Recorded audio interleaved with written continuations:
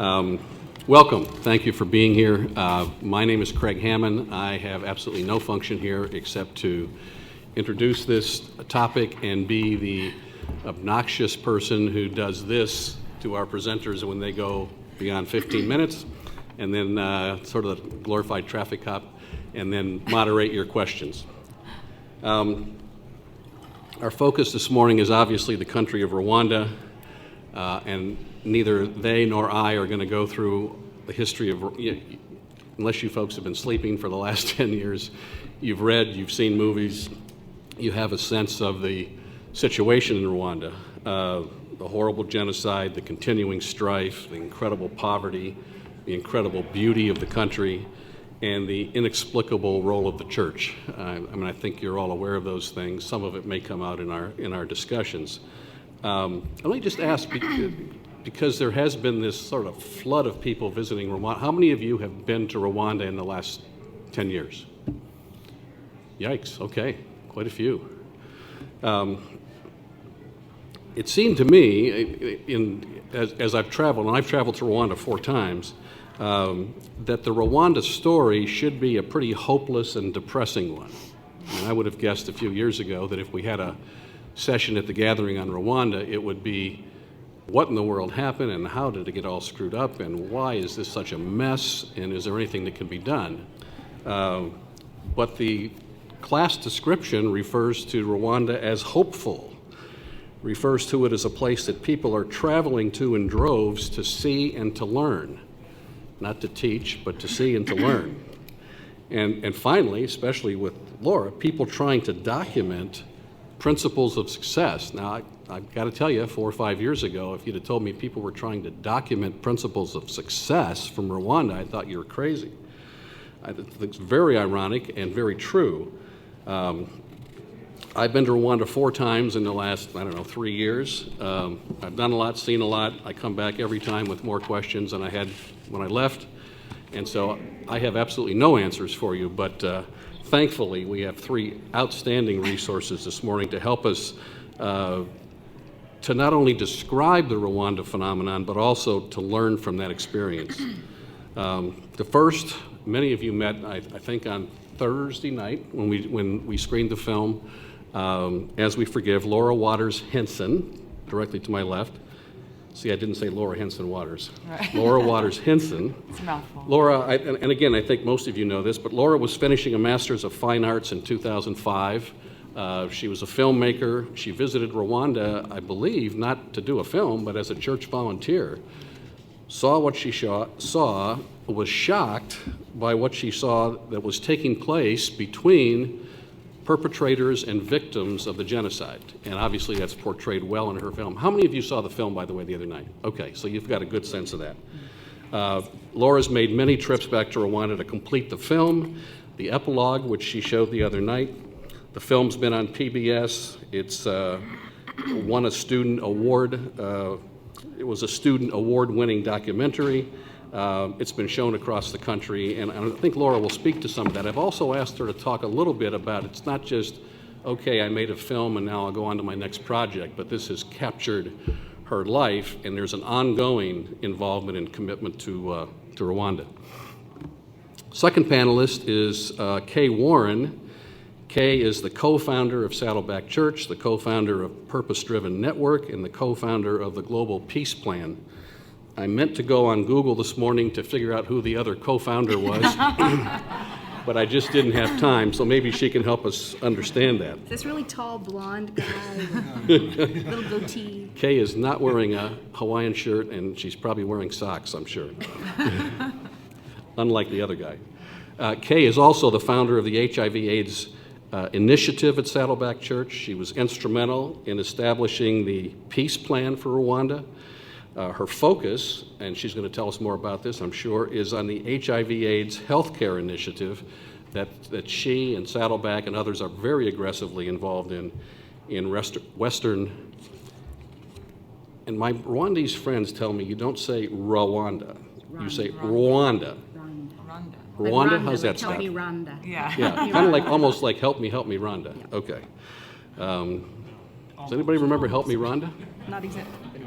getting these blank stares. Come on. If you don't act like you know it, I'm going to sing it. Kay's the author of a number of things, but one particular book entitled Dangerous Surrender, What Happens When You Say Yes to God. Our third panelist is Dan Cooper. Oh, no, Dan Cooper couldn't be here. Dan Cooper has been very aggressively involved in a whole lot of business enterprises, business development, Western business folks going to Rwanda not to do NGO work or charitable work or church work, probably all those things to a degree, but to focus on what can be done with business people and their expertise and entrepreneurial skill. Dan had to cancel at the last minute. President Kagame of Rwanda is at the UN today, I guess, and Peb's taking the red eye. Peb Jackson, who is substituting for Dan, is taking the red eye tonight to get to some events with President Kagame tomorrow in New York. And I just found out from Kay that President Kagame will be at Saddleback in a week. Is that right? Okay. Peb Jackson, if you don't know Peb Jackson, you are on his Rolodex and you just don't know it. Because he has the most extensive Rolodex of anybody I've ever met. Peb's a good friend. We've been friends for 41 years. I won't go into all the details of that or how old we were when we first met. But Peb was very gracious to, at the very last minute, agree to step in for Dan. Peb has done more stuff than I'm going to try to list now, but he's been a senior executive and a leader at Young Life, Focus on the Family, Generous Giving, Azusa Pacific University, et cetera, et cetera. He's been very involved in White House initiatives under the Reagan and 2 Bush administrations. He seemed to miss one there in the middle. That Clinton guy. But anyway, very involved in White House activities, fundraising, but also programmatic development in the Reagan, Bush 1 and Bush 2 administrations. Most recently, he serves as the Director of Global Initiatives at Saddleback Church with a special focus on Rwanda. Peb is not going to talk about the Saddleback experience or the peace plan because Kay is going to handle that, but he is very, very familiar with the work that Dan Cooper's doing and a whole lot of other people are doing in terms of business development and for-profit initiatives to bring healing and hope to Rwanda. The format is familiar. You're probably getting tired of this format. Each of our speakers will speak for 15 minutes. I will be obnoxious at the end of 15 minutes. And then we'll have plenty of time, 45 minutes, for your questions, questions, responses, and disagreements. Many of you have been there, so you've got your own impressions and so on. I hope we have a good dialogue, and we'll start off with Laura. I've said, Peb, I didn't mention it to you, but you're free to kind of sit there or use this if you wish. Okay, but Laura? I think maybe I should start. Thank you so much, Craig. I'm incredibly honored to be here today on such a panel with such esteemed panelists. I really don't feel like I quite deserve to be there, so thank you so much for inviting me. I am a documentary filmmaker, and I'm so happy to hear that I think a number of you saw As We Forgive on Thursday night. And so as a filmmaker and as a storyteller, I think today I just want to tell my story, and within the context of my story, explain Rwanda's story of reconciliation. And so I'll just begin with that. In 2005, I was in film school in Washington, D.C., and all I knew about Rwanda was probably what all of you knew about Rwanda. There was some genocide that happened, something horrible, maybe some ethnic division. I just had blurry images in my mind of what Rwanda was. And I'm a part of an Anglican church in Washington that is connected to the Rwandan Anglican Church. And so a group of people from my church got partnered with a sister church in northeastern Rwanda. And so we decided to send a team over to establish this partnership. And my pastor came to me and said, "Laura, will you go on this trip?" And I said, "I have no desire to go. I don't want to raise the money. I don't want to write letters to my grandma. I've done that enough for mission trips. Rwanda's a little scary. I mean, didn't a lot of people get murdered there about a decade ago? I don't think so. And my ex-boyfriend's going on this trip. I don't have to be with him, 12 people crammed in together on a 14-day trip. I said, I don't want to go.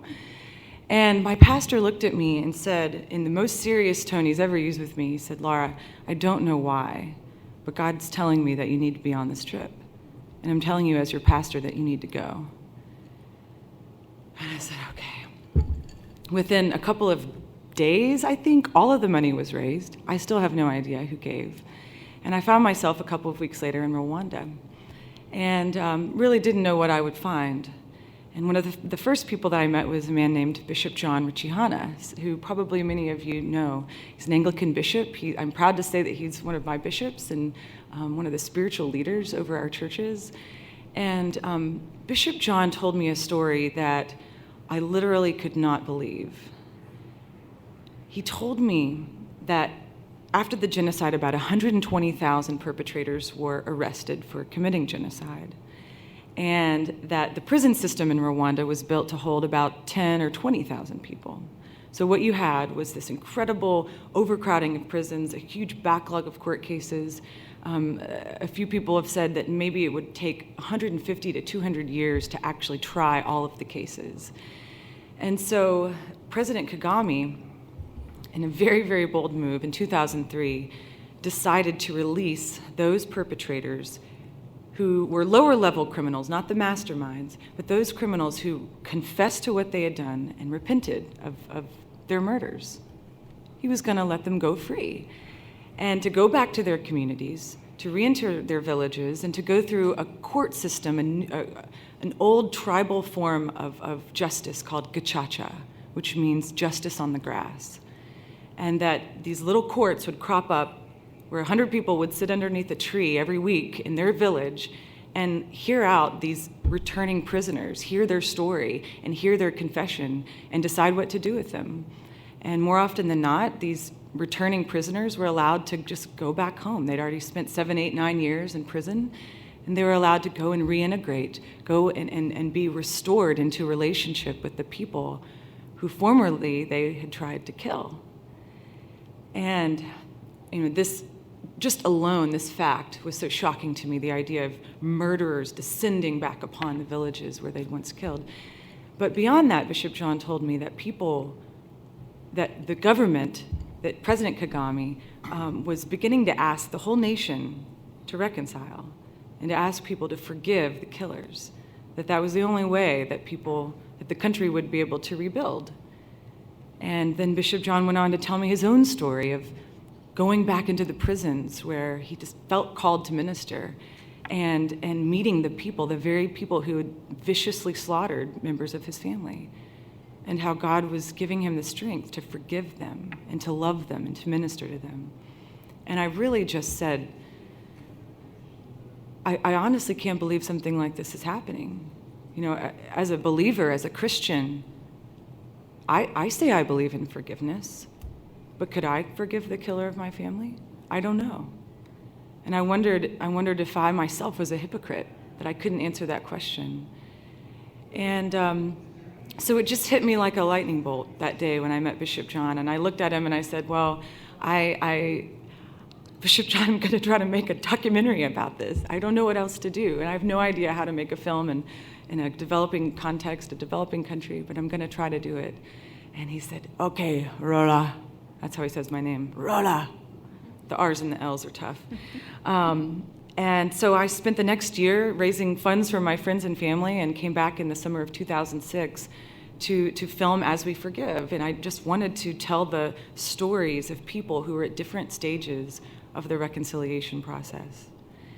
And so in that research and in the meeting of people, really what I've done, I'm not an academic, I haven't studied it on a huge, broad level, but what I've done is talk to a whole lot of people. And so I've kind of distilled what I think is the two main forms of reconciliation that are happening in Rwanda today. I want to preface it by saying that reconciliation is happening in Rwanda. Many, many people are paying lip service to the idea. People aren't revenge killing, they're not murdering each other in the streets. There is a high level of peace going on. But I would say most people are simply paying lip service. They're obeying their president. They're obeying the government. They've asked them to reconcile, and so they are. But the thing that's gotten me excited, and I've never tired of for the past 4 years, is that there are pockets of people all over the country who are beginning to truly engage reconciliation on a deep inner level, and who are really entering back into relationship with the people who so brutally slaughtered their families. And so I just want to give that as an overview. Reconciliation isn't happening all over in everybody's hearts and everybody's happy again. That's not happening. But there is this growing minority of people who are beginning to reconcile in an authentic way. And so that's what As We Forgive was, that's what I wanted to study through the documentary, was those people. So the two areas of real reconciliation that I've personally been able to see, the first is practical reconciliation. There are many projects dotting the country. People have set up projects of practical reconciliation where ex-prisoners and survivors, or the wives of a prisoner and the wives of a survivor, can get together and weave baskets that they're going to be able to sell in the market together. Or there are coffee projects where they set up coffee washing stations where they're washing the beans, and you have at these stations killers and survivors, relatives of killers and survivors, people who would never talk to each other, coming together around this economic project that's bringing about practical reconciliation. There's so many, I don't even know how to say, sewing projects where women are working together to sew bags and wall hangings and all kinds of things. Because what everybody told me, every Rwandan that I've met told me, that one of the most inhibiting factors to achieving reconciliation is their poverty. That in the genocide, I had so many survivors say to me, I can reconcile. I can not live in bitterness against this man who's living next to me who killed my family. But when I see my house that was destroyed, when I see the cattle that I don't see the cattle that I used to have anymore because they were all stolen from me.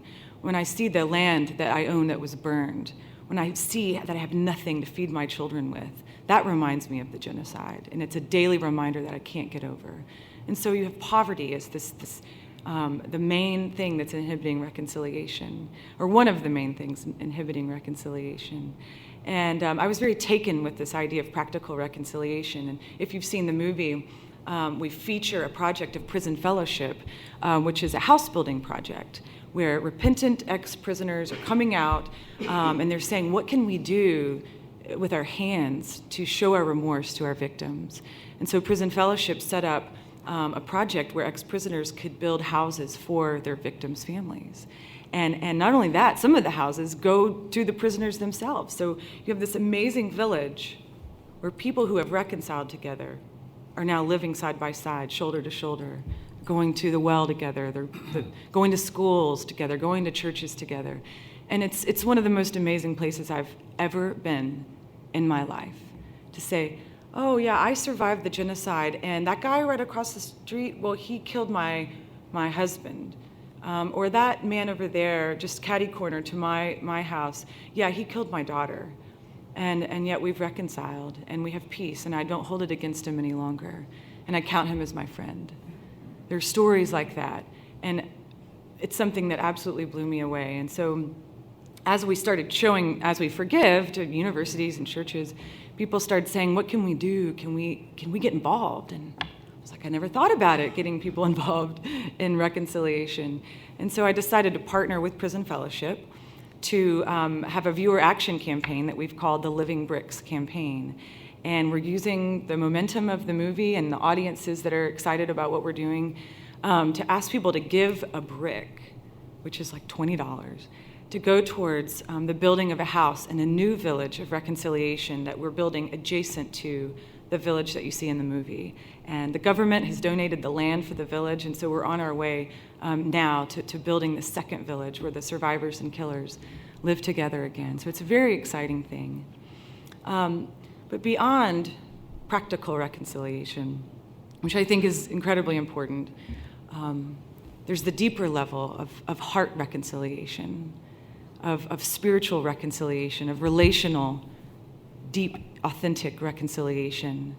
And at the core of this is something that I just call the Jesus factor. I have a lot of people in a lot of screenings ask me, is it possible outside of God? Are there people reconciling who don't know Jesus? And I honestly have never seen anybody, I've never met a Rwandan who could truly say that they had forgiven the killer of their families and not had a very true understanding of their own forgiveness by God, their own sense of their cosmic forgiveness here. And that understanding giving them the strength to release that perpetrator into God's hands and say, it's no longer me who's responsible for their justice. God will take that on for me, and I can forgive him. I don't know anybody who's been able to do it without that strength.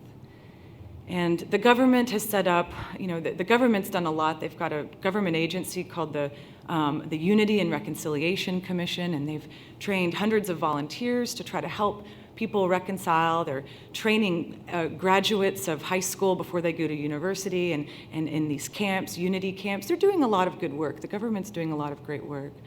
But I think that it's on the church level and the faith-based level where real reconciliation is occurring, where churches are training counselors to help bring together killers and survivors, where they're having workshops, inner healing workshops that are going on, where you've got the killers coming forward and telling the story of what they did, and you've got the survivors there hearing that story and being able to have that catharsis and that validation that what they went through is real and that the killer recognizes it. And tremendous healing occurs because of that.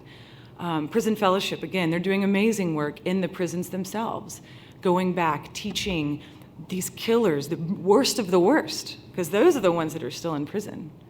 The ones who haven't confessed. There's still 50 or 60,000 prisoners left in prison. And so Prison Fellowship and other organizations, they're going in and they're teaching these prisoners about repentance. Because really it's repentance that is the first step in reconciliation. You can't have reconciliation without repentance first. And so a lot of these groups are doing amazing, amazing work in that realm. But there's still a long, long way to go.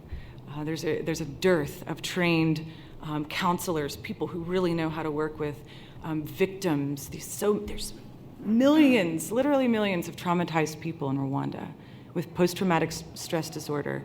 And so there's still so much training, so many counselors needed, so much training for pastors.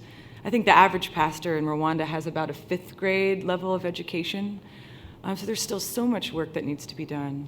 And it's here that, again, my heart really lies. And so one project that we've been able to start in sort of the heart reconciliation realm is I had this dream of being able to take the film back to Rwanda. I never thought about taking the film back to Rwanda. I never thought it would be useful there. And yet my Rwandese friends, once the film was finished, said, we need this film here. We don't have anything like this. We don't have any tools. We don't have any videos. Most places in Rwanda don't have even electricity, much less a television. Can you bring the film back? And so I received a grant from the John Templeton Foundation to do a small screening tour throughout Rwanda. And over the past 4 months, we have been able to develop a discussion program where we have trained facilitators and created a curriculum to train facilitators to go into our 4 key areas are prisons, schools, churches, and villages. And to go into these spaces, these places, and to host screenings and then real discussions where people can get into small groups and begin discussing how hard it is for them to reconcile. They have so few spaces where they can actually talk publicly about their emotions. Most Rwandans don't even really have a language for explaining their feelings about the murders they experienced or the murders they committed. They know words like happy and sad, but beyond that, they don't really have a language like we do about a therapeutic language. And so we're trying to help basically integrate the film into existing reconciliation projects. We're not trying to build our own, but to give all of these amazing groups doing the work of reconciliation this additional tool. And so we've been able to build a really exciting partnership between the Rwandan government their Ministry of Education, Ministry of Culture, and the Unity and Reconciliation Commission. They've opened the doors to all of the schools in Rwanda. They've asked us to come into all of the schools. There's only about 3,000. To all the prisons. And we've also partnered with all of the major faith-based groups. We've partnered with Peace Plan and with World Relief and other organizations to train pastors to use the film. And so it's been reaping so many amazing things. And I'm seeing the time. I'm almost done. We've just seen amazing work being done and using the film as a catalyst for healing. And I think as I close, the thing that I want to kind of hit home here to all of you is that what Rwandans are doing is absolutely unprecedented in the world. There's no other country that has embarked on a reconciliation movement of this magnitude this soon after a tragedy like the genocide of 1994. And the thing that's so exciting to me is that it's the Rwandans who have come up with this themselves. It's the Rwandans whose ideas are now becoming a model for reconciliation around the world. It's the Rwandans who are teaching us. And it's not the other way around like most of us think. And so I think one of the reasons why people are so drawn to Rwanda from all various, from business and aid relief and film and all of these different backgrounds, is that we just want to come alongside the Rwandans, come alongside what they're already doing and to help bolster their efforts because they're so incredibly motivated. And so it's a remarkable thing that's happening there. I'm honored to be a part of it. And I'd love to answer any questions afterwards. But we really just want to get all of you excited about Rwanda. That's our goal today. So thank you.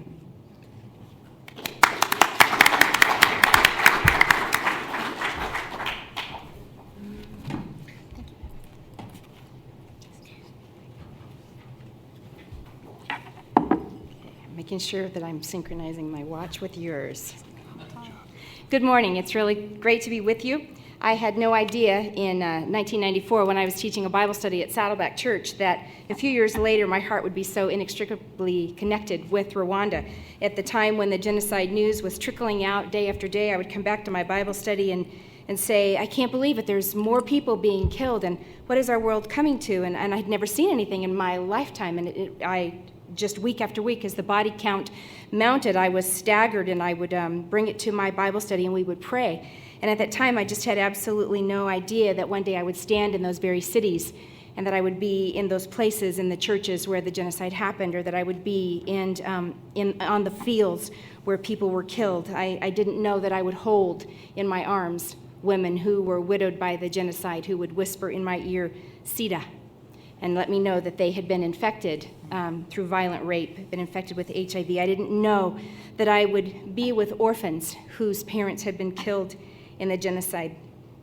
At that time, I didn't have any idea that I would be an eyewitness to God's amazing acts of reconciliation and redemption and healing and rebuilding. I had no idea that my niece would fall so in love with the country of Rwanda that she would go there to live. I didn't have any idea that my best friend would someday adopt 3 children from Rwanda, as she did last year. I had no idea that as recently as yesterday, I would hear my granddaughter, my 6-year-old granddaughter, singing a praise song in Kinyarwanda. I had no idea in 1994 that God had a trajectory of my life that was going to link me to this place, this little tiny country in the vast continent of Africa, that my life and my heart and my resources were going to be with them, and that part of me would be forever at home in Rwanda. I had no idea. And so you are here today because either you've been there or you're curious and there's something in your heart about Rwanda, and we want to share that enthusiasm with you. I do want to just play off of something that Laura said, and that is next week President Kagame is going to be speaking at Saddleback Church on a civil forum on reconciliation. The whole point of it will be on reconciliation of what's happening in Rwanda. He'll also be speaking with Miroslav Volf, professor at Yale. So you are all welcome, 7 p.m. Friday night, September 25th, Saddleback Worship Center. Come one, come all. Love to have you. It's a free event. But I'm here to talk to you. I would rather just tell the stories. I love to tell the personal stories, but I get to tell you some of what's happening through the peace plan in Rwanda. And I don't want to presume that you know exactly what the peace plan is. So I want to give you just a tiny little snippet of what it is and then concentrate on what's happening in the Western Province with a healthcare initiative that I'm very involved in, and with our Rwanda Orphan Care Initiative that I've also been privileged to be a part of. Well, the peace plan is a response to the global problems of lack of reconciliation, conflict, war, the brokenness in our relationships, to the fact that so much of leadership that happens in our world is corrupt or self-serving. It's an attempt to address the problem of abject poverty, of pandemic diseases, and crippling illiteracy. And we do that through promoting reconciliation, through training servant leaders, assisting the poor, caring for the sick, and educating the next generation. Now, obviously, those problems are not new, and the idea of trying to care for the sick, assist the poor, those are not new ideas either. That's not what's new or different about the peace plan. What's different about the peace plan, what makes it, we think, revolutionary, is an emphasis on the local church mobilizing its members to be involved in caring for the sick and assisting the poor. It's not so much about outside resources being brought in as it is about training and mobilizing the indigenous church to solve their own problems, so that it creates not an atmosphere of dependence but one of interdependence. So the peace plan has some unique features about it, and if you would like to talk more about that, Pastor Bob, I just renamed you, Bob Bradbury, raise your hand, Bob, there on the front row is, we call him Mr. Rwanda, because he is a pastor who, on our side of things, helps with what happens in the peace plan, and he can give you lots and lots of details. But we believe that the most sustainable way to address those problems of lack of reconciliation, of lack of servant leaders, the poverty that is so abject, the pandemic of HIV/AIDS, and educating the next generation is through church-initiated strategy rather than a church-based strategy. And that's significant enough that I want to just spend a couple minutes just telling you that is a unique feature of the peace plan, is that we are approaching things from a church-initiated. And the difference from that is a church-based program is where an organization will come to a church and say, we would like to run our program in your church. So an organization will take what it is they do, whatever their specialty is, and they will come to a local church and say, we'd like to run our program through your church. We'd like to use your church as our base. And so it is a church-based strategy. And we think that's great. We'd like to change it a little to something that we call church-initiated. Because a church-initiated strategy is where the local church itself sets the agenda, sets the pace for what is going to happen, where the local church itself comes up with the solutions and identifies what they believe to be the problems in their particular community. And so rather than an organization coming in and saying, we want to run our program in your church, the peace plan is more about coming alongside churches who have become healthy, have learned about worship and fellowship and discipleship. They've mobilized their members to serve in their community. And then we come alongside and offer training and offer a hand up instead of a hand out in such a way that we collaborate with them to do what it is they want to do. That's the difference between being church-based and being church-initiated. And that's a very significant question as it comes to how relief and development are handled. The question that we ask ourselves, and I ask myself personally, and we ask ourselves as the peace plan, as an entity, is who is the hero? That's a really significant question if you evaluate a program or a strategy to try to deal with poverty or deal with sickness or deal with reconciliation or deal with servant leadership or deal with the fact that people need to come to know Jesus Christ. Ask yourself the question, who is the hero? We believe the hero in the situation should always be the church. The church is what Jesus Christ has established on this earth as the entity that is going to last until he comes back. No government is going to last until Jesus comes back. No relief organization is going to last when Jesus comes back. Everything changes, moves, shifts. Governments come and go. They rise and fall. Organizations survive and some fall apart. But the church is going to last until Jesus comes back. And the church, as he makes clear, imperfect as it is, full of broken people like you and me, we are the ones who compose the church, and yet God says, I've chosen the church to be my instrument to do my work in this world. And so we want, is what we try to do, to make sure that we are allowing always the church to be the hero. Now, for instance, is when I first began to travel and got involved, I thought, because when I would see needs, I thought that what I should do was offer money. I mean, I had money. I mean, $100 in a situation where people live on less than $2 a day, $100 is a fortune. And I thought it's so easy for me to reach into my purse, pull out my wallet, and just hand somebody some money to take care of a situation. I can do this. And I did. And then I began to learn from those who knew more than I did that what I was doing was when I walked away. Now here's the really harsh question, you guys. I heard something from God. I heard him say, here's a need. There is someone in need. And Kay, you have resources that you could help meet that need. I heard God, I saw the need, my heart responded and said, I want to be involved. But when I gave that money directly in that situation, when I left, I was the hero. When people would think about me or think about that situation, they thought of a white woman who reached into her wallet and pulled out money, and I was the hero. But guess what? I'm not there anymore. I'm gone. So when that family or that church or that group of people needs something, I'm not there. And so they no longer have any other answer or solution to their need. What we believe, what we're trying to do through the peace plan that's different, is to, rather than making ourselves good-hearted as I was and good-hearted as most organizations are, we want to encourage them instead to think of the local church. Don't walk by the local church in your attempts to meet the world's problems. What if I had taken that same $100 and had actually given it to the church? And then it was invisible to everybody else in the community. Nobody even knew I had done that. But then the church and the pastor was able to evaluate the needs. Maybe the person that I thought was in the greatest need and I wanted to give that $100 to, perhaps there were other families in that church in even greater need, but I wouldn't have known that.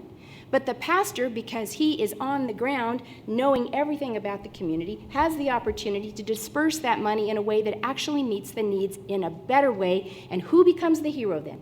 The local church, because that church is the one that was there, so that next week when a family has a need, they go back to the church that's still present in their community, as opposed to thinking of me who's long gone. So the peace plan is really all about mobilizing local people on the ground, making the church the hero, not bypassing it, not having other organizations be the hero. It's a harsh question sometimes to ask, but when we do, it actually is clarifying for us to know if we're actually giving in a sustainable way, in a way that creates interdependence, or if we're giving in a way that actually causes dependence, which is not what we want. So with that as a framework, let me tell you briefly about the Western Rwanda HIV Healthcare Initiative and the Rwanda Healthcare Orphan Initiative, because we're trying to apply those principles to the issues of healthcare and to the idea of how to help orphans. In Western Rwanda, as in most of the world, there is a ever-widening gap in access to healthcare between the haves and the have-nots. If I get sick today, I'm going back home, and if I get sick today, I know that by tonight, I will have had the opportunity to go to an urgent care clinic. It's a Saturday. I can see a doctor, though, today. If not my urgent care, I can go to the emergency room. I can get help today. I can get medication today. And by tonight, I'm already on the way to healing. I'm already on the way to restored health, because I'm one of the haves in this world. And if you live in America, you are almost always, no matter what your economic status, you're part of the haves, because healthcare is still accessible to most of us at some level, as opposed to the rest of the world who, for many of them, they will never see a doctor once in their lives, let alone same-day service. So there is this huge gap between the haves and the have-nots, and it's not getting smaller, it's getting greater. And so we began to think, what could we do? Because we believe that God cares about the bodies of people. He doesn't just care about the soul. He cares about us as complete persons. Jesus spent a third of his ministry healing the sick. He touched people who were sick. He healed them. Obviously, Jesus cared about people's bodies. So if he cared about their body as well as their soul, that means that that's part of the church's call as well. So what can the church do about health care to address this inequity in access to medical care? So with the Rwandans, in the western province of Rwanda, we discovered there are about 600,000 people, and in that area of 600,000 people, there are 3 hospitals.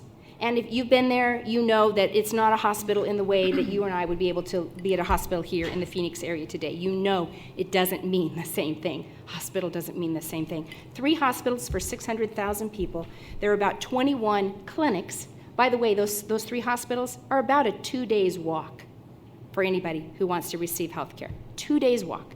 But there are about 21 clinics that are about a 1 day walk. If you've been to any of the clinics in Rwanda, you know that they are beyond rudimentary. There may be a few beds, there may be no physician who maybe comes once a week, once a month to oversee, no physician. There may be, the laboratory may consist of a hand spend, I can't think what you call them, but they separate the blood. There's just a little hand turn thing. I mean, so nothing. But that's a 1 day's walk. But there are about 726 churches in that same area. 3 hospitals, 21 clinics, and about 720 or so churches. We started thinking, what if you could go to one of those 726 churches and get basic primary health care? What if you only had to walk across the street or across a little ravine to get your health care, as opposed to having to walk a day to a clinic or 2 days to a hospital? Would that revolutionize the health care that people receive? And we began to dream of how to make that possible. And so in western Rwanda, we found in the Kibuye area near Lake Kivu, the pastors in that area had already formed an ecumenical group of pastors, so that the churches were already thinking together of how can we address our own problems in our community. And so with that basis of pastors already working together, not just one church or a church, but the whole group of pastors in Kibuye thinking together, we talked to them about how would you like to address the problems of healthcare in your community, and devised this concept of making healthcare available in the churches. So the Western Rwanda HIV Healthcare Initiative is about mobilizing lay people. Each of those pastors selected 2 of their church members, and those 2 church members came and received community development training in basic primary healthcare, things like washing your hands, stuff that we take so for granted. But if people just washed their hands, it would improve the health care of millions of people around. So basic health care like washing your hands, drying your pots and pans in the air, using a bed net, using a pit latrine, just some basic primary health care. Well, these 2 people from each church came together for 22 lessons. And once they learned those 22 lessons, they committed to take on 7 families in their community. So each one of those community development volunteers now is responsible for 7 families. And so once a week, they go to those 7 families and they teach a spiritual lesson from the Purpose-Driven Life, and they teach a basic primary health care lesson, as simple as washing hands, the importance of getting an HIV test, using a bed net. And so in 2 years, we have gone from about 22 volunteer healthcare, you're kidding me, to 1,500 volunteer community healthcare workers who have now making about 30,000 house calls in a year. Now that is going to, over time, change the face of healthcare. It is taking healthcare and putting it in the reach of the have-nots. And what a call for the Church of Jesus Christ to be involved in caring for the body and the soul. Okay, all right, I'm going to go really, she got to go over just a tiny bit, so I'm going to go over just a little. And Peb's my friend, and Peb will let me, Peb, you're ceding some of your time to me. I know you are, right, okay. Quickly, UNICEF says there are 138 million orphans in the world. 138 million orphans. What is the Church of Jesus Christ going to do about it? What is the Church of Jesus Christ going to do about the fact that 138 million children in our world tonight will go to bed without a mom and a dad, without a home, without a family? That's scandalous. It's our responsibility. It's not the government's responsibility to take care of orphans. It is the church's responsibility to take care of orphans. It becomes a litmus test. James 1:27 says, if you want to test your faith, if you want to know how strong your religion is, do you take care of widows and orphans in their distress? It implies that if you do not, your faith is pretty puny. And so we have taken that seriously, and we are trying to do something very different in caring for children who are orphans, again, through a church-initiated strategy, not church-based, but church-initiating, supporting families who would like to take children into their home, families who are already in Rwanda, who already are caring for orphans in their home. They may be extended family, they may be neighbors, they may be strangers, but they're already caring for them in their home. How can we come alongside and support those families financially so that those children don't end up on the street, so that those children don't end up in an orphanage? Because I don't know if you know this or not, orphanages are bad. Orphanages are not there. God did not intend children to be raised in institutions. He intended for children to be raised in families and in homes. And so we as believers, we have so often thought the best thing we can do for orphans is support an orphanage. No, the best thing you can do for an orphan is help a family take care of them there, and if they can't take care of them, provide a home and a family through adoption. God adopted us spiritually, and what he has done for us spiritually, he expects us to do physically for children in this world. So the sustainable child initiative, now I'm hurrying, so I'm getting my words all mixed up, is to, Pep, I know you're giving me 2 more minutes, is that, that the churches that have been mobilized, already interested in helping in their community, are doing a child sponsorship model that is different. The church identifies the neediest families, and those families are trained as they receive money in 2 things: tithing.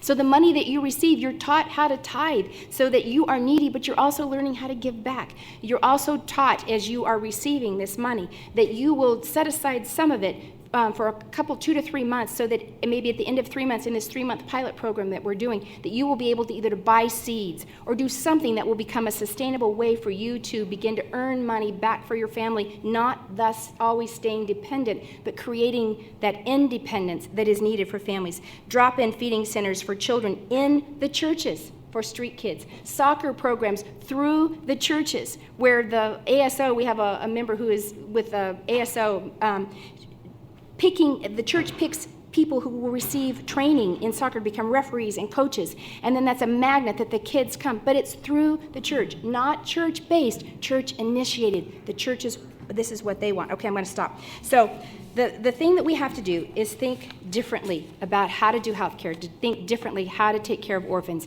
and that it needs to be done through the churches, done in a way that is sustainable, mobilizing the local church to do their task for the glory of God. Thank you.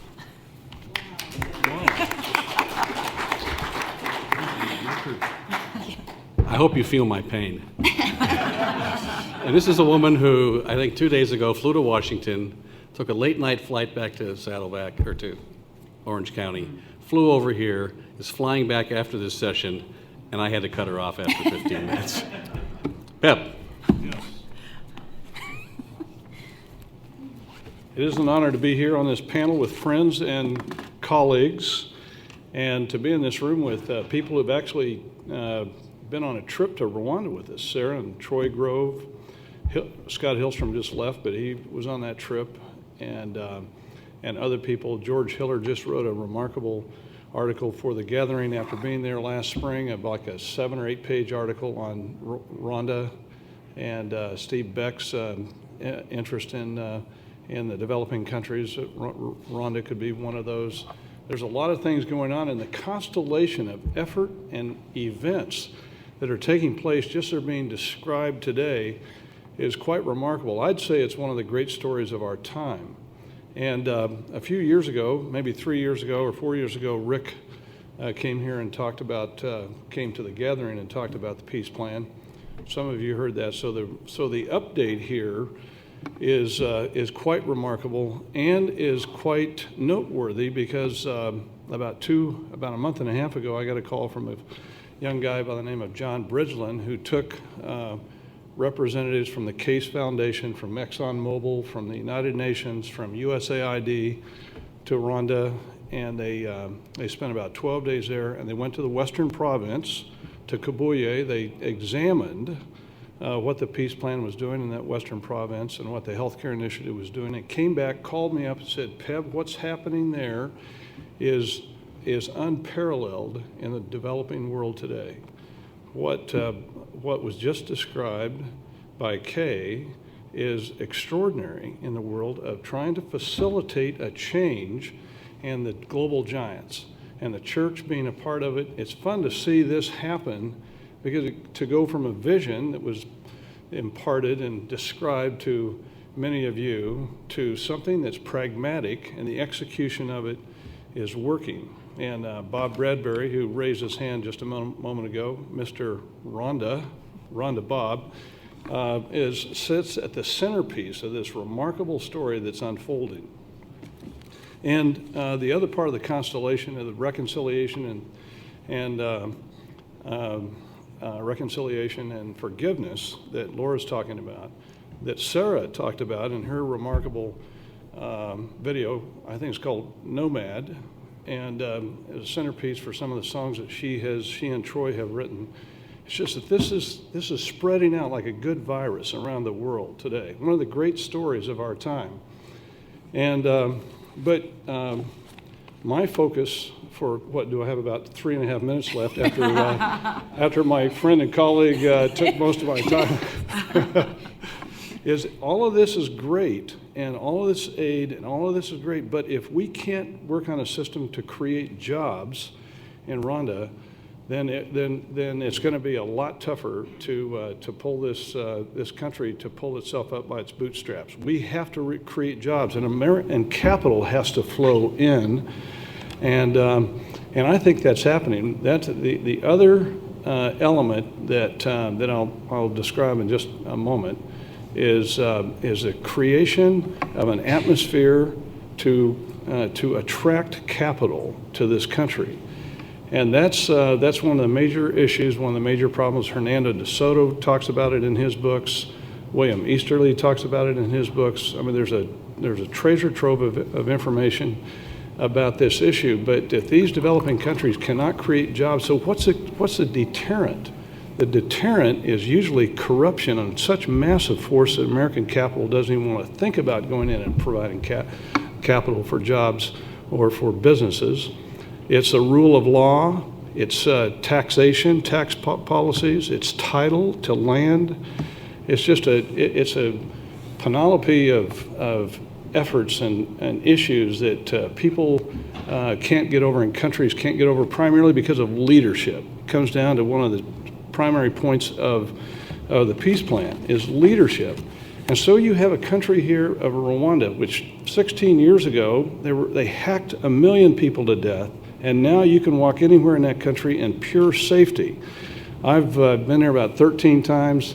I've bicycled through that country. I've walked at night with no lights through that country. There is no fear in that country. It's amazing. That alone deserves attention on the part of the world today. There's a story, there's a remarkable article that was written by Nicholas Kristof, and I don't know if you read him in the New York Times, but a couple of years ago he had a great article about his time in Rwanda. And he said in the early 90s, the country reinforced all the worst stereotypes. Wretchedly poor, torn apart by war, seemingly use this phrase, seemingly destined for the international dustbin or basket case forever. Yet now has become the little nation that could, and enjoying the economic growth more than twice as fast as the U.S. and Europe, and underscored by this issue of corruption and issue of security. Paul Farmer, who is with Partners in Health, was driving, he's active in Rwanda, he's driving his car in Rwanda, and a cop stopped him. He said, uh-oh, he's kind of thinking about, am I going to get fleeced? What's going to happen here? So the guy walks up to his window, he rolls it down, and the guy says, fasten your seat belt.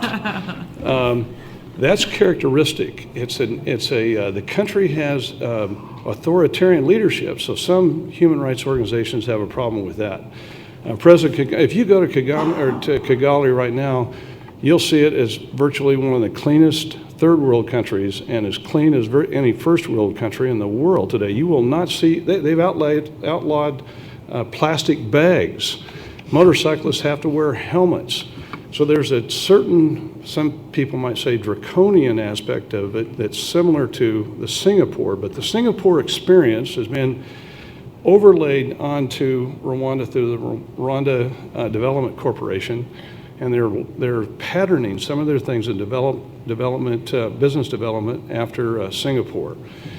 And so they're trying to do all of these things: title, tax, banking, and security, rule of law, all of those things, because President Kagame knows, I'm going to have lunch with him in New York tomorrow, he knows that if they can't create jobs and if capital can't flow into this country, that his people are still going to be impoverished, and they do not want to create a culture and a society that's dependent on aid.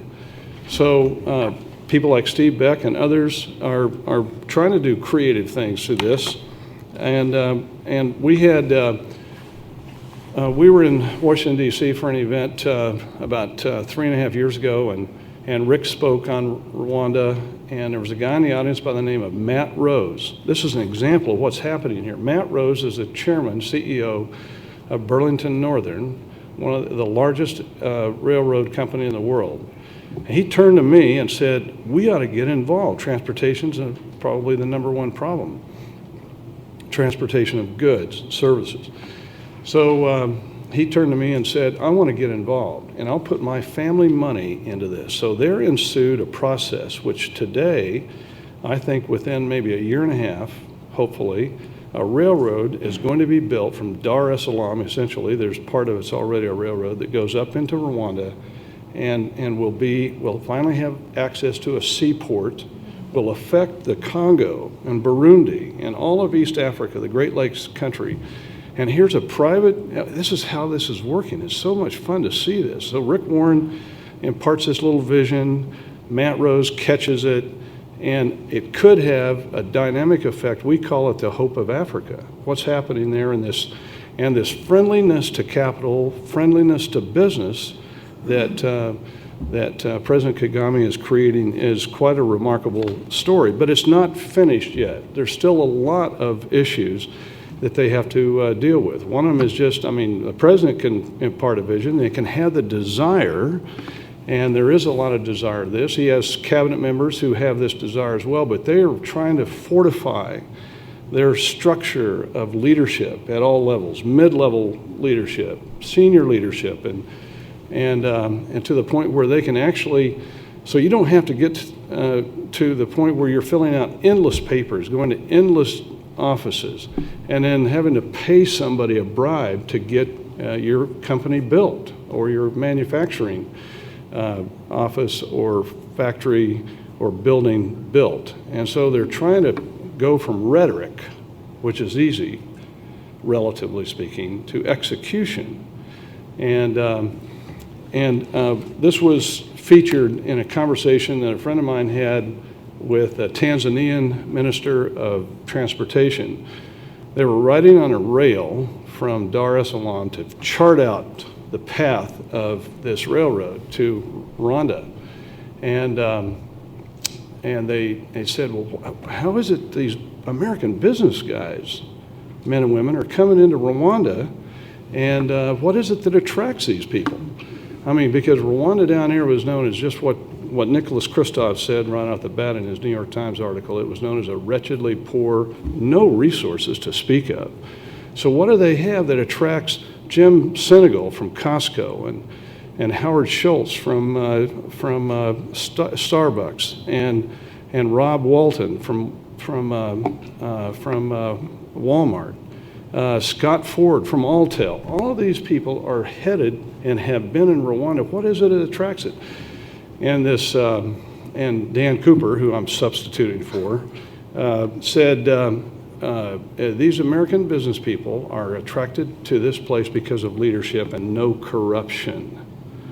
And this guy just hung his head because he said that's too tall of a task for us to overcome. The level of systemic corruption in these countries is a deterrent to this creation of capital, creation of jobs, and creation of attractive business atmosphere. So what's happened, and I'll finish with this, even though I had to cut short a lot of my but nuggets. But you forgive me, and so we're reconciled, right? Okay.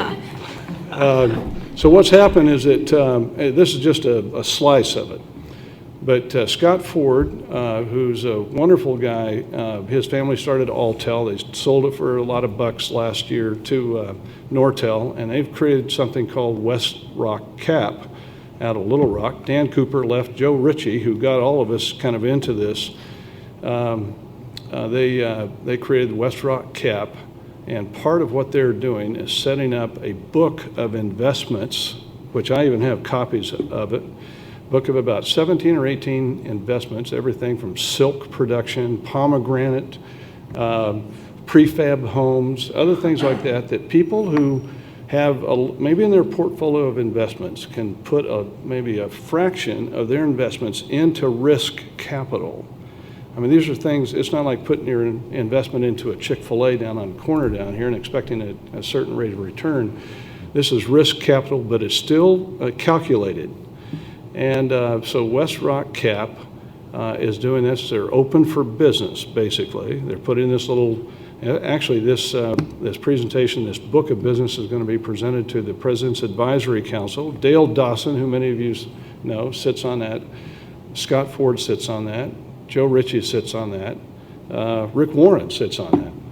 And I mean, this is an exciting thing, because if this can get a foothold, if people can actually go into Rwanda and make money, then you create a climate. It's already, the good virus factor is already affecting Burundi, it's affecting the Congo, it's affecting Tanzania, and I think it's, keep your eyes on this. The last thing is that Philip Gorovich, who wrote one of the remarkable books on Rwanda, wrote a fantastic lead article in the New Yorker about 6 months ago. I'm not sure how many read that. It's wise to get it. Philip Gorovich, New Yorker, and he talked about the same thing I'm telling you right now, is that keep your eyes on Rwanda, not just for Africa, but for other countries in the developing world. Thank you.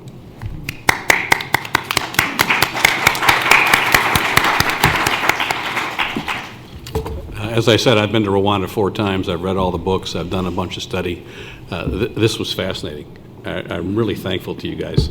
I'm still just bamboozled by the world's worst story becoming potentially Africa's, or maybe the world's best story. I mean, that's just, I can't quite get my hands around that. But you don't want to hear what I can get my hands around anyway. Questions, comments? Many of you have been there. Steve. Well, I first wanted to say amen, amen, amen. Fantastic. And it's great to hear what you want to say. What's your name? Steve Beck. And I've got various sort of professional and family connections to Rwanda, and I've been there. But I guess the 2 questions that come to mind, and I'll throw them both out now, and you can take them or not, whichever order you want. One is really a question about reconciliation. Laura and I talked about this the other night after the screening. Reconciliation, of course, is something that you rightly said there's a practical aspect, and then I think you said a heart aspect or a spiritual aspect to that, and it takes time. As I've thought about reconciliation in Rwanda, I think, well, what would be tangible evidence of that kind of deeper reconciliation? It seems like there would be two things that we might start to see by now. One might be intermarriage between Hutu and Tutsi. So wonder whether that's happening, whether there, and any of you, you've been there to Rwanda, all 3 of you more than I have. The second might be inclusive leadership, both within the government but also within the churches. So are there Hutu bishops? You know, are there, so any sort of comments or thoughts about where we are in that cycle, whether there really is that kind of tangible evidence of reconciliation? That was the first thing. The second thing really was sparked by Kay's comment, which I love, the idea of the local church being the hero. But of course, the churches and the church leadership were badly and sadly complicit in the genocide. And so just love to hear your comments on the barriers that presents, and whether you're seeing that as a barrier to the local church becoming a node or a kind of the key kind of strategic plank in what you're trying to do through the peace plan.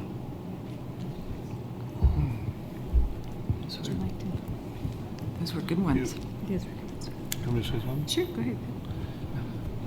That's a good question about Hutu bishops. I don't know that I've ever heard anybody talk about that. And Bob, you might have more to say about that as well. But one thing about the tribes that should be remembered is that they've essentially banned tribal distinctions. This is an extraordinary in reference to Africa, where intergenerational tribal enmity is one of the perplexing factors that you try to deal with. So here's, again, the leadership of Kagame that's banned. Their identification cards do not have a tribal distinction, and those tribal distinctions were artificially set up by the Belgians in the first place. So, for the most part. So that's probably, I think they're doing some systemic things to affect that tribal issue. But that Hutu bishops and Hutus, which were the perpetuating genocidaires for the most part, I've never heard anybody talk about those folks or people from that tribe gaining positions of leadership. That's interesting to follow up on. Could you repeat the questions for the tapes? Yeah. Kay, do you want to comment at all on the church? I mean, it is ironic, and Steve makes a great point. Here you have pastors and priests complicit in the killing. You would think that would wipe out everybody's confidence in the church. I would like to ask Pastor Bob, because he has dealt very highly with the churches throughout Rwanda. I'd like for him to comment as well. Yes, there were churches that were complicit in the genocide, but we also have to remember there were many that were not. And there were many incredibly brave and self-sacrificing church leaders who did not participate and were not complicit in the genocide. But what I have heard and learned through the years that what it did was perhaps sour the nation as a whole on religion. And that is slowly being rebuilt as confidence, as good leaders surface. And that has been a problem over these years. But I really would like Pastor Bob your observations on those questions, Bob. Oh, good. Thanks for your questions. We've been dealing with and working with the churches, and as Peb and Kay have said, they're from the president on down. They're saying we're not Hutu, we're not Tutsi, we are Rwandans. And though it is true that many did get involved in the genocide in various denominations, I think one of the things that it points to is the lack of spiritual maturity within the church. The fact that you're physically present in a building for a couple of hours on a Sunday morning doesn't really make you a true disciple of Christ. And so one of the things that we're committed to is the deepening of people's spiritual walk. And so we're on a 3-year plan right now. We're training 2,000 pastors from every district in the country. And we're helping them create a greenhouse in their church where they can grow their members in an intentional manner. And so the purpose-driven paradigm is really kind of the operating system for the church to help them put their members on an intentional process for growth. And so that's one of the things that we see, even some of the things that Tim was talking about earlier this morning. People had other idols that they were looking up to, their identity, their tribal identity, and that trumped their spiritual beliefs. And so we feel like rather than just turning the churches into killing buildings, we really have a responsibility to help deepen them. And to that end, we're working on a new Kinyarwanda NIV study Bible. Previously, there were no study resources for pastors in a practical way.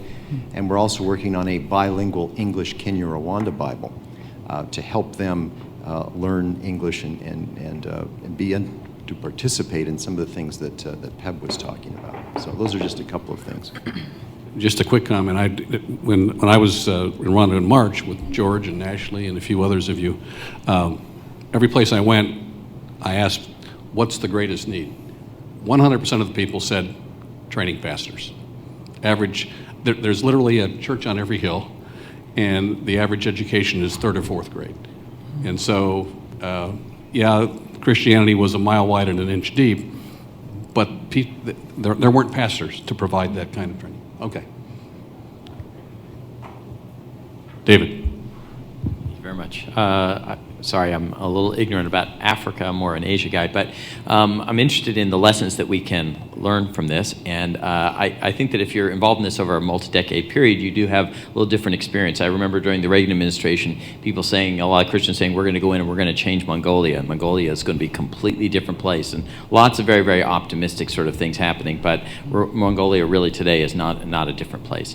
And I think there have been other countries in Africa, Swaziland, I think Mali, a few other countries where people have been talking about trying to make a big difference, but perhaps haven't changed as much. Now, what sounds like what's going on in Rwanda is quite dramatic, but do you think that there's any lessons that we can learn from the other experiments that perhaps were not as successful, and how those failures would not be repeated in this context?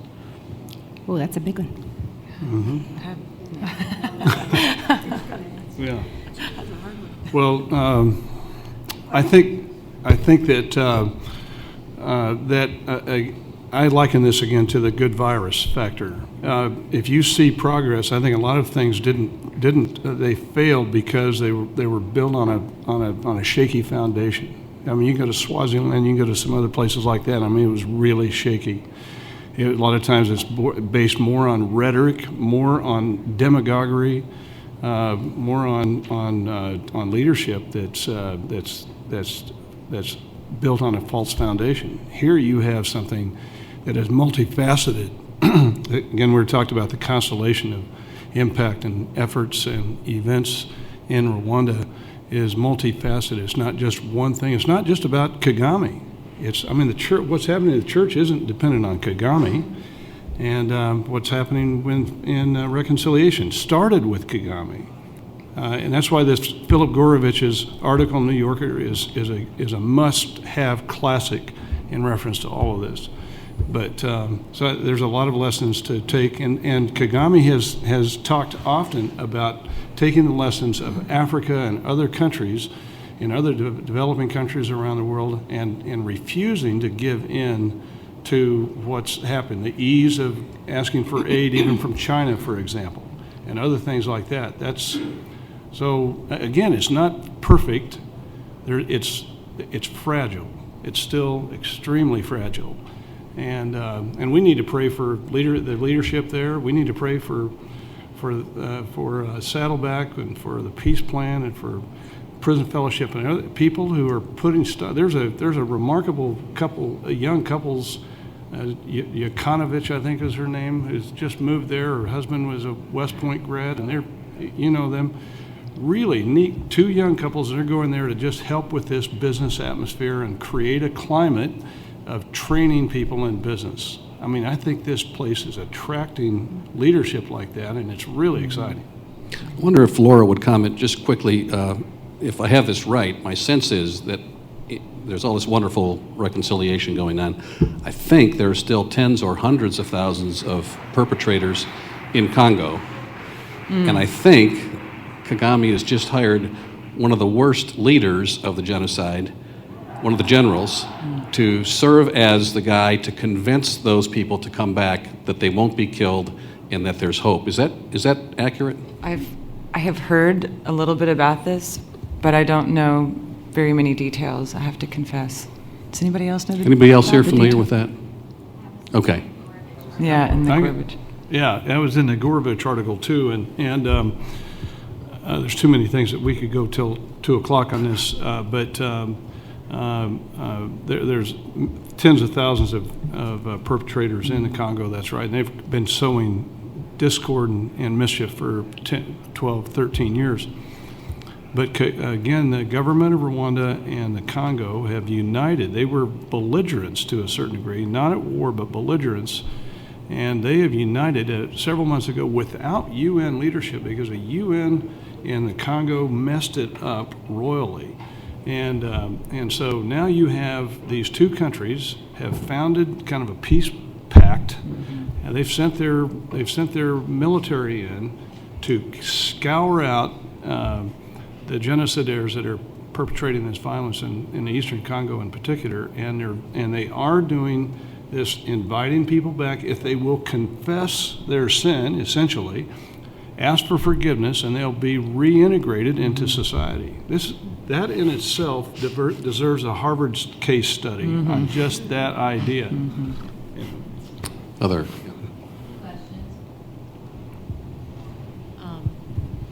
Do we know where President Kagame had this vision of reconciliation? Is there any influence from South African, Desmond Tutu, or is there a spiritual basis?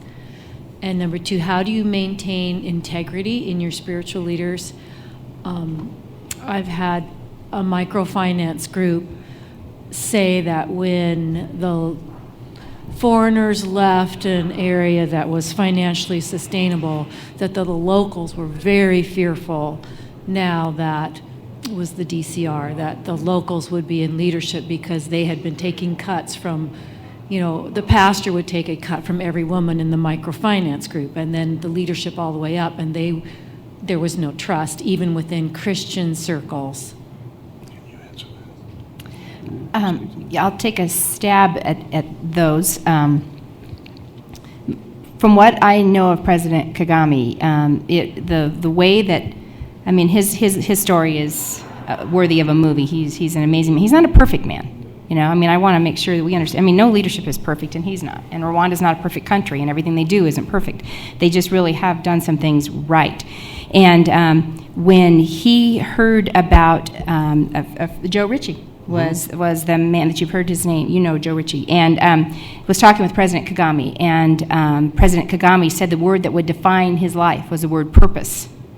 And Joe kind of said, well, I have a book for you, and sent him Rick's book on purpose-driven life. And when he read the book, he said, I want Rwanda to become a purpose-driven nation. And part of what is in purpose-driven life is the need for reconciliation, salvation, being reconciled to God, being reconciled to each other. And so whether he derives some of those ideas from that, I don't know. He's obviously a man of great character, great integrity. When you ask about lessons learned, I just go back to that. It does rise and fall on leadership. I'm not an expert in world politics, and I don't claim to be that. But my observation is that it is leadership in a church, in a country, in a business. And when the leadership, as it has come together in Rwanda, both on the spiritual level, in the business level, at the government level, it is those three segments of society that have come together in such a way that change is happening. If he were trying it just on the government level without the spiritual collaboration, without the reconciliation, without the forgiveness, it would stay at this level. The transformation that's happening in Rwanda and that can happen in other places has to happen on both the physical and the spiritual level. He understands that. And whether he himself, he is a spiritual man. I don't have the ability to define it beyond that. But he is a spiritual man who understands that it cannot just be his government saying, okay, there are no more ethnic divisions. There has to be something that happens on the heart level. And so he encourages the churches to grow and develop in their leadership. Your question about people on the take, when the foreign folks leave and then the indigenous folks are left to run a program. If our churches provide healthy training, as Bob was talking about, the discipleship, so many of the issues that happen in our own society have to do because we as Christians live such shallow lives. Well, that's true everywhere in the world. So when people really come to know the Lordship of Jesus Christ, and they've been in a church where they're receiving the training in the Word and what it means to be a follower of Jesus Christ, there's less likely that there will be those kinds of problems when foreign leadership leads. That's the whole point, is to train people and raise people up in godliness and to be true disciples, true followers of Christ. We are all sinners, and you know what? Corruption is not only found corruption is found in me. I'm corrupt. I'm a broken person. And so I think that when we refuse to help other people because we're so afraid of they are broken and they may mess it up, then we are neglecting to understand that we ourselves are so broken. So I lean toward trusting him anyway. I think that's raise them up in the discipleship and then let them be broken human beings just like me who are learning to walk the Christ way. Jack. It's awesome to hear so many good things happening. Joe White started a ministry 25 years ago called Kids Across America. And it ministers to inner city, mostly black kids. The president of Rwanda has provided a space for Kids Across Africa camp. My question to you all is now the time? Is now the time to build a camp for kids, a Christian camp for kids? Is it too early? What's your thought? To build a Christian camp in Rwanda? Is that what your question was? That's a new idea to me. I know a lot about that. Greg Bettis is a good friend. I've been over there. I've seen the camp. I've ridden mountain bikes around that place. I think anything that can be done, virtually anything that can be done to help perpetuate training, exercise, building up people's understanding of God and Jesus within the context of what K does is terrific.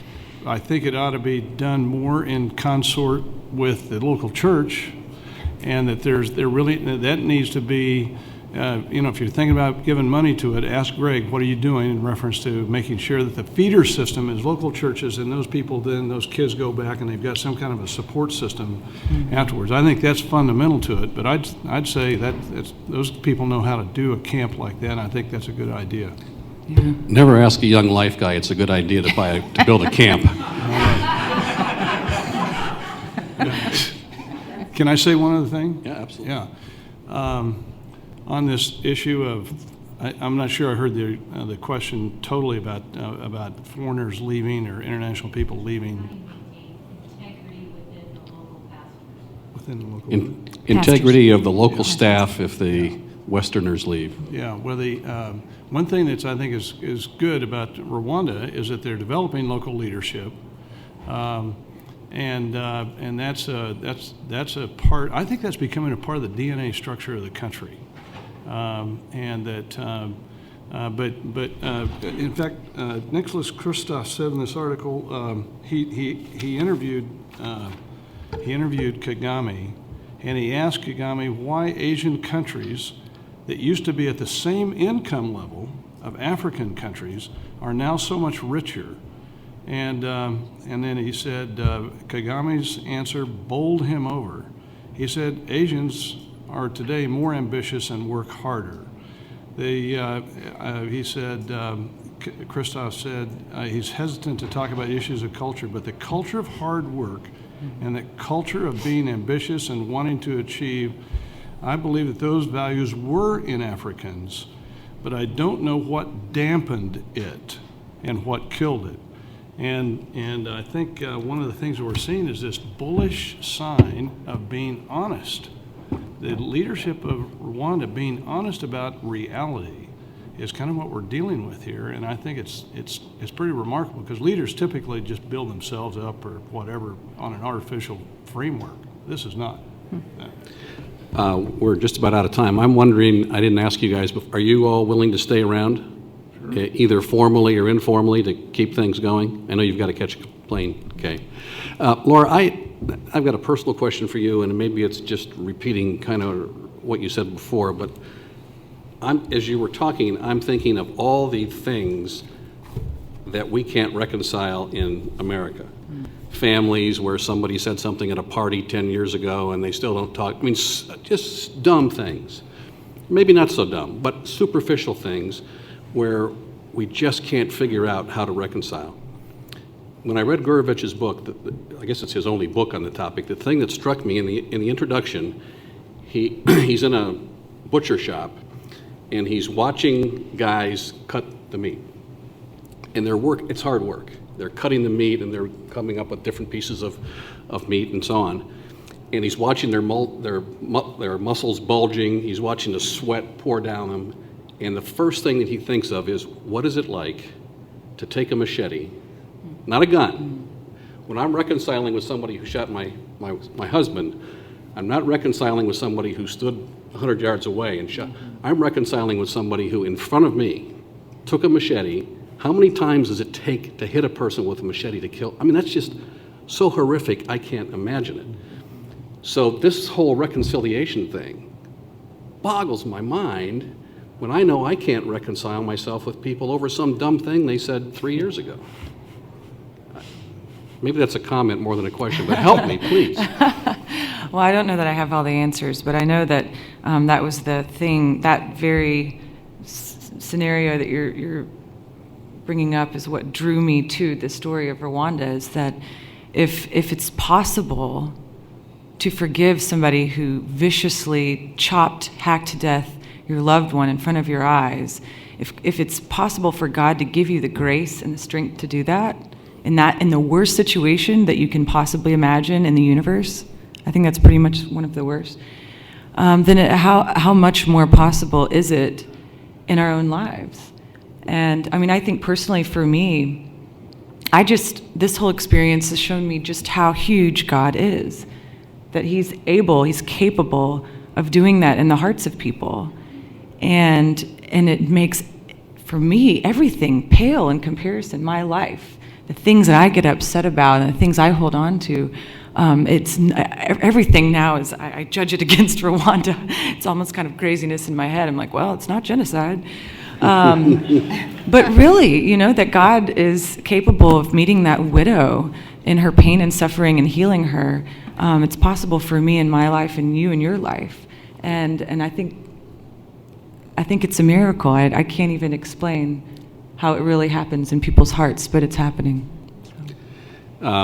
Please join me in thanking three incredible people for a terrific time. I'm going to dismiss the formal session. We'll turn off the tape and all that, but feel free. Let's come up and keep talking if you have questions or ideas or thoughts. We have tons of brochures on the back, just tons and tons Yep, of brochures. sorry, Help material yourself, on the back. please. I know you don't.